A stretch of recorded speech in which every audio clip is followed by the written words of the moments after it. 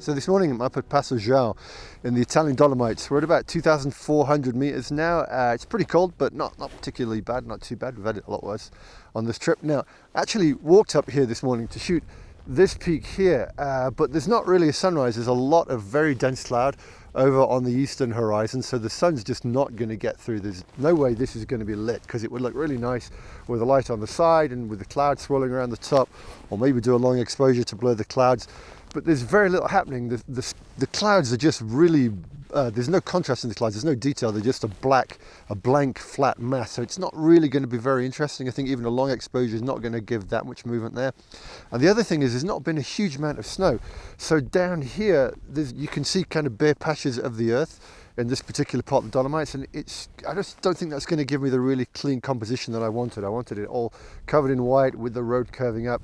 That's not going to work. But what is catching my eye is over there on the horizon, one of the peaks is just being picked out by light, and it's the only peak in the area that's getting light. So that really brings your eye towards it, it really focuses the eye.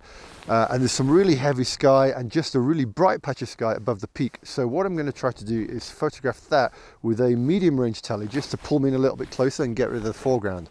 So this is the scene that I've got in front of me. And obviously the point of interest is this mountain here, which is the only peak in the region that's been picked out by the morning's light. And obviously we've got this really nice bright patch just above it, which really sort of pulls your eye towards it. And then we're surrounded, we've got like a frame of darkness along the top here and white along the bottom. But there's a little bit too much mess down here, and the road kind of breaks the feeling a little bit. So I'm going to zoom in and I think tilt back a little bit just to give me a little bit more sky. Okay, and that looks about right. So focus here is really quite straightforward. There's a huge depth of field between me and the mountain. There's no foreground, there's nothing particularly close in the bottom of the image. So I'm shooting at f/16, which is going to make everything sharp all the way from front right the way to the back of the mountain. But I'm still going to use focus peaking just to make sure that the mountain is absolutely pin sharp.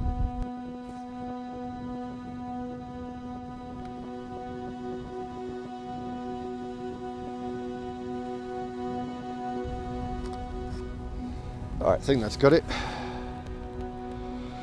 Yeah, that looks okay. Nice and sharp. Now, I think I might make a long exposure of that.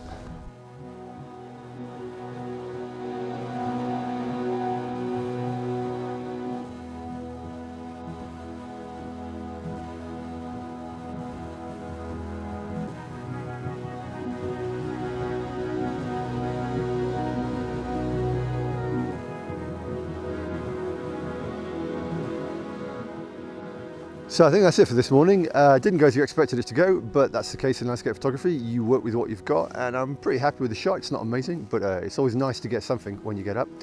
But I think we're done for the day now, so we're going to head just back down there to where I'm told by my colleague Andrea that this is the best strudel in the Dolomites, so I'll have that for breakfast and find out.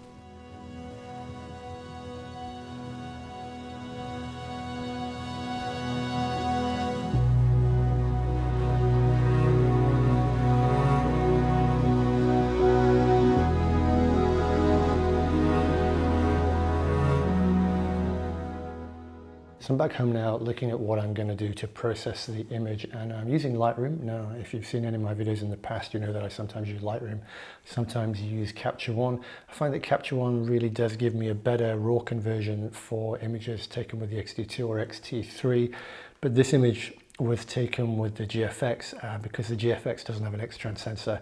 There's really no benefit, there's no difference in the way that it's rendered in Capture One or Lightroom.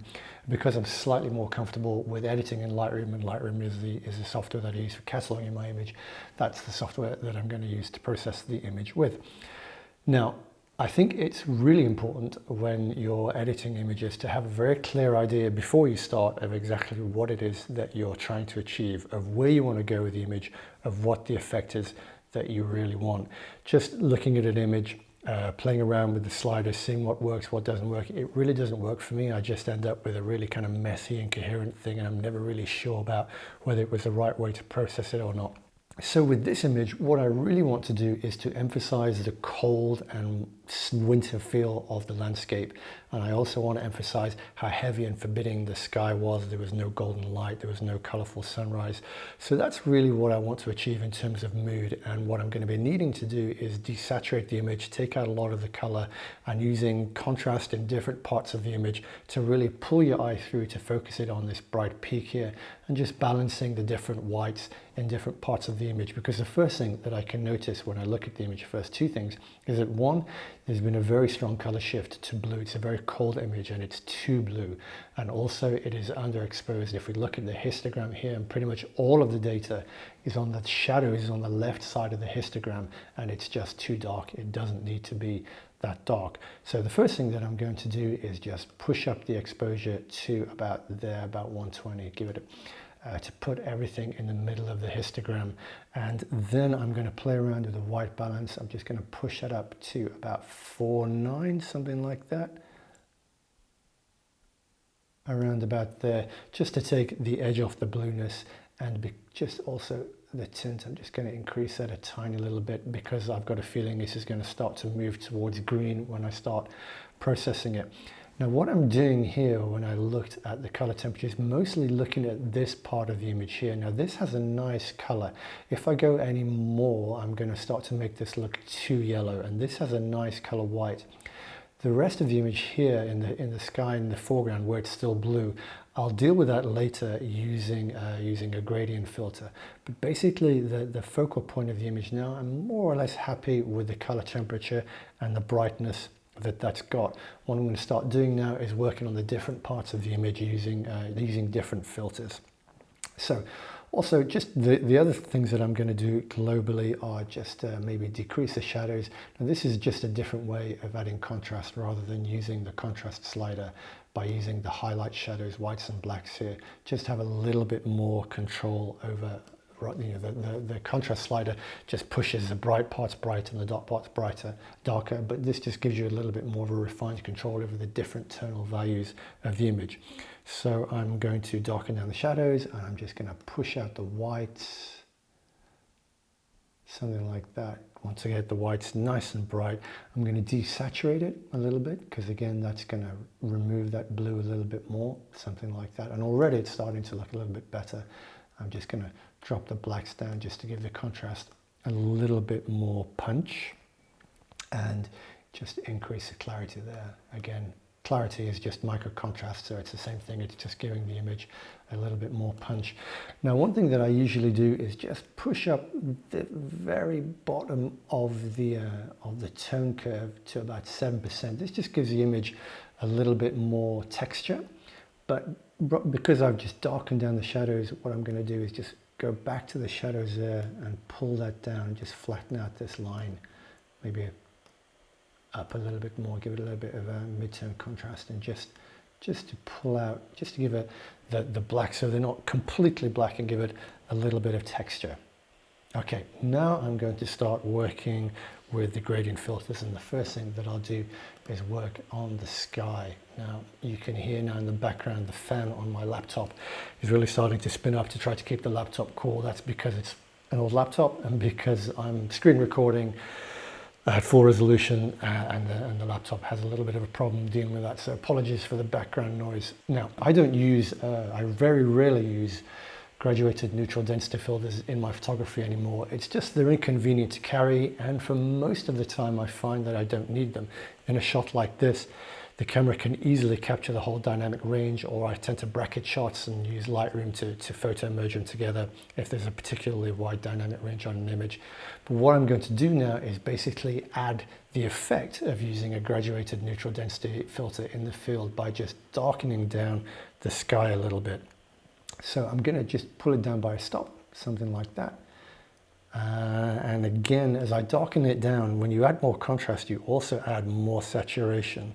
So I'm going to pull out the saturation more in the sky. I want that to be really dark and grey. And I'm just going to drop down the shadows a little bit as well. I want that sky to be really quite dark. The point of this is that I really want to pull the eye through towards this bright part of the image, really kind of and emphasize the mood of a heavy cloud, of stormy weather, and give it a real wintry feel. Now, maybe it might be that I'll come back to that. It might be that I've overdone it a little bit. I'll have a look at it later on. That's a nice thing about editing everything in Lightroom, is you can always, it's non-destructive. You can always go back and undo different things. Now I'm going to have a look at the foreground, because I think the foreground here is a little bit too dark, and again it's still too blue, so I'm going to use the graduated filter again. What I think it's always really nice to have is separation between the different layers. So we've got the focal point here, then we've got this mid-ground mountain here, and then the foreground here. So what I'm going to try to do is to balance these out and give them slightly different tonal values, so they're almost like steps moving through the image to the brighter parts. So I'm just going to add another filter at the bottom, and I'm going to pull that up. If I click here, I get to see where the filter is having an effect. Now, I don't want it to touch in the white part, in the bright part of the mountain there, but I do want it to go all the way along this ridge. So I just push that. Somewhere like that, I can just reduce the softness of it by pushing it together. I have to be careful here because I don't want that part to be too different. So I'm just going to tilt it, something like that, and then click this off so I can see the adjustments that I'm making. Now this is very blue, so again I'm going to push up the temperature there to about 20, and I'm just going to push up the whites quite a bit here to brighten the whites, but not everything. So I'm not pushing out the shadows, so I'll push up the whites quite a long way. Now again, the foreground is starting to look too bright, but I'm not looking at that. I'm just looking here at the midground. That's what I care about at the moment. So I'm just going to increase that. And again, I think I will drop down the saturation just to take all that blue out and just give it just a punch, just a tiny bit of exposure increase. Okay, so that's brighter now. So I like the contrast between this part of the scene and the peak here, but the foreground is now too bright. So now what I'm going to do is add another gradient filter just along the white part here, along the really bright ridge here. Again, if we click this, we'll see what it affects. Now I'm going to be darkening this down here just to try to create a separation between this ridge and this ridge there. So if I just move that up a little bit, something like that. And then I'm just going to pull down the exposure, just remove on this filter what I put in on that filter, take it down by about a stop. Something like that. Now what that does is it just means that it's kind of like a natural vignetting there. So there are different steps of brightness, and it makes our eye move through it a lot more easily. This bit is a little bit too bright there. I just think I need to readjust, reposition where I put the lower mask, something like that. That works a little bit better. Let's just refine it a little bit. Yeah, that works. So now what I want to do is work on this area here. Now there's been a very strange tonal shift here, a color shift. I'm not quite sure what's caused that. It's the shadow part of the mountain, and it's just gone very blue. I think the best way to deal with this is by using the brush. So we'll just zoom in a little bit, and if I click here, it will show me exactly where the mask that I'm making is going to be applied. So I just cover it over the area that's gone blue, something like that. And now to remove that, I think I'm just going to push out the temperature a little bit, take it away from the blue more to the yellow. I'm just going to make sure there's no green tint, just push that up a tiny little bit and drop down the saturation. Okay, now that's taken out the color, but it's also made it a little bit flat, so it just needs just a little punch of exposure there, just to try to get these tonal values about the same, so it doesn't look like it's too dark. Let's zoom out and look at that. You can see if I turn that off, That's what it's done, and it's, yeah, that's blending. That's about right. It's not perfect, but for the purpose of the video, I'm trying to do this as quickly as I can. That looks about right. So next thing I'm going to do is just to work on this area here using a radial mask. I'm just going to draw a nice big mask, put it over the brighter part of the image, so over the bright mountain and the brighter part of the sky. And again, I'm going to push out the whites just to make them a little bit cleaner, and again, just really gives it a lot more contrast. And it's also giving that bright part of the sky an extra pop. Highlights just a tiny little bit, not much, just a tiny little bit, something like that. And now I think what I need to do is maybe just do a little bit of work on a smaller radial mask, just on the peak, because it looks to me like it's starting to look a little bit warm. I want to pull out the color. It's just starting to go a little bit yellow there. So I just put a small mask over that. Now, if I push the color up here, what it's going to do is start to affect this blue part of the cloud, and it's going to look a little bit odd. So what I want to do is just to refine the mask, so I'm only working on the white part of the peak, and I can do that by using the range mask here, clicking on luminance. Now this is basically like a luminosity mask. Using this slider here, I can select which parts of the mask, which tones of the mask are affected and which are not. So if I just click on this now, what you'll see is that everything is feathered, so not completely everything, but everything inside of that radial mask is affected. But if I start to move this away from the shadows, you'll see that very quickly the shadows in the bottom of the clouds there are no longer red. So if I put it about here, now what I'm doing is any adjustment that I make in this mask is only going to affect the bright parts of the mountain, and the shadows are not going to be touched. So if I change the color temperature, let's just make it so we can't see there.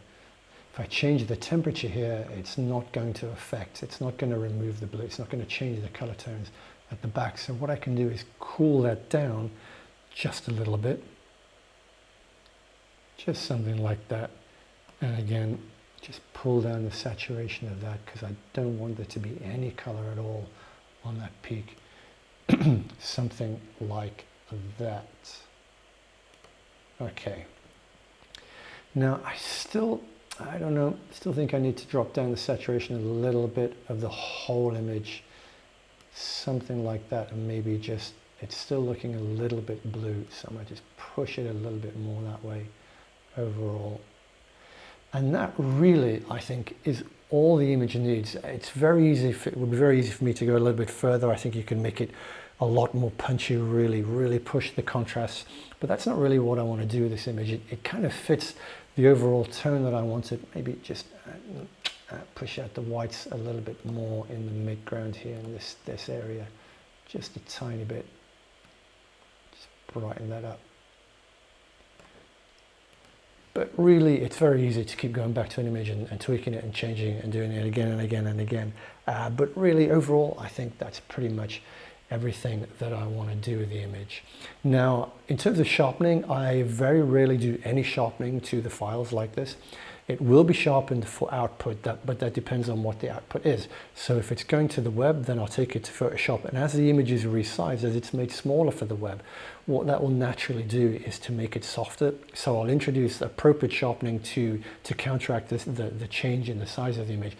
And the same with printing. I'd probably just do a very little bit of high pass sharpening in Photoshop before an image like this is printed.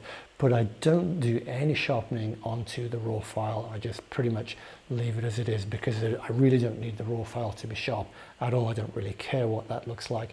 It's the sharpening, it only matters for the web or the final print output. And that's pretty much everything. So as ever, I hope that's been useful. I hope it's been interesting. Thanks for watching, and thanks for all the support. And until next time, take care.